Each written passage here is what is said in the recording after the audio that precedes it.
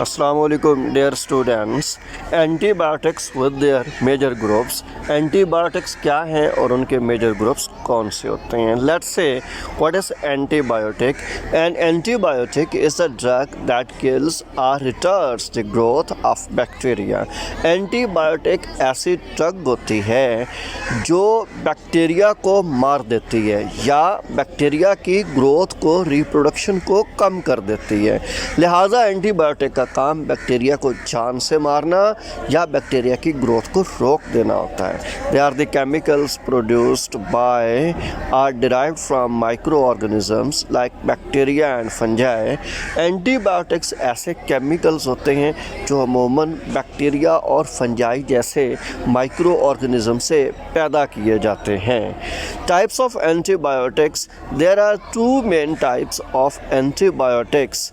ये एंटीबायोटिक की दो मेन टाइप्स हैं. ये दो मेन टाइप्स अकॉर्डिंग टू देयर जॉब, काम या फंक्शन के लिहाज से या फिर एंटीबायोटिक के मोड ऑफ एक्शन की बुनियाद पर ली गई हैं.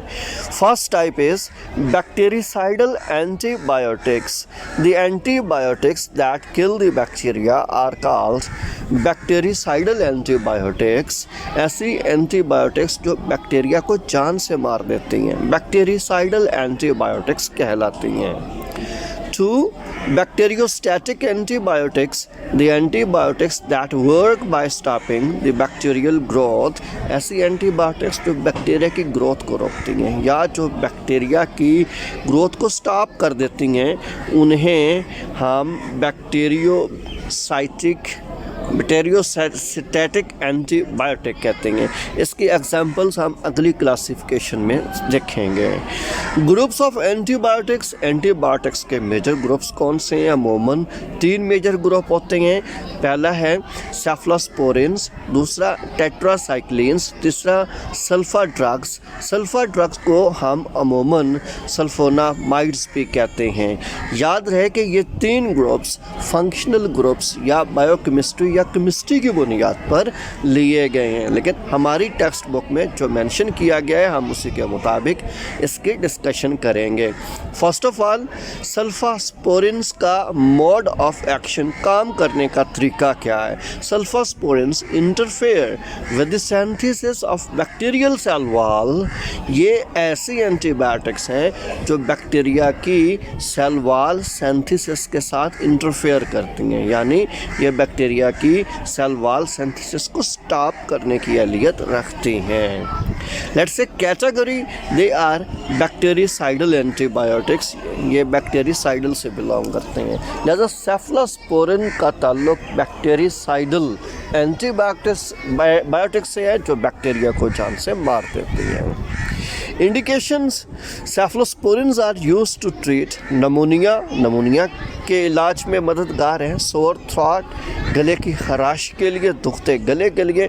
टॉन्सिलिटिस, ये कन पेड़े फूले हुए कानों के नीचे जो गोलियां होती हैं वो अमूमन फूल जाती हैं जिसे हम टॉन्सिलिटिस कहते हैं. तो टॉन्सिल्स के फैलाव को या सोजिश को टॉन्सिलिटिस कहा जाता है.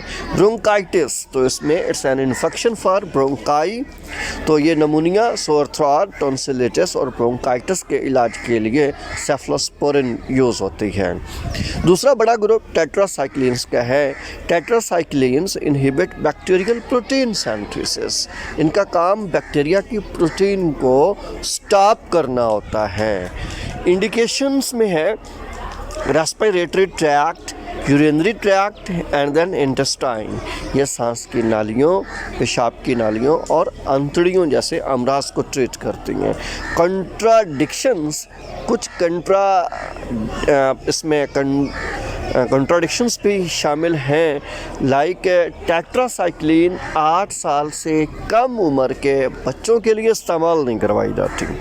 रीज़न इज़ दैट अगर हम 8 साल से कम उम्र के बच्चों के लिए इसे इस्तेमाल करवाएंगे तो बच्चों के डेवलपमेंट के दौरान उनके दांतों की इनामल, दांतों के ऊपर जो चमकीली सतह होती है वो उतर जाती है, दांत कमज़ोर रह जाते हैं, हत्ता कि दांत तोड़ फोड़ का शिकार होकर हमेशा के लिए ख़त्म भी हो सकते हैं.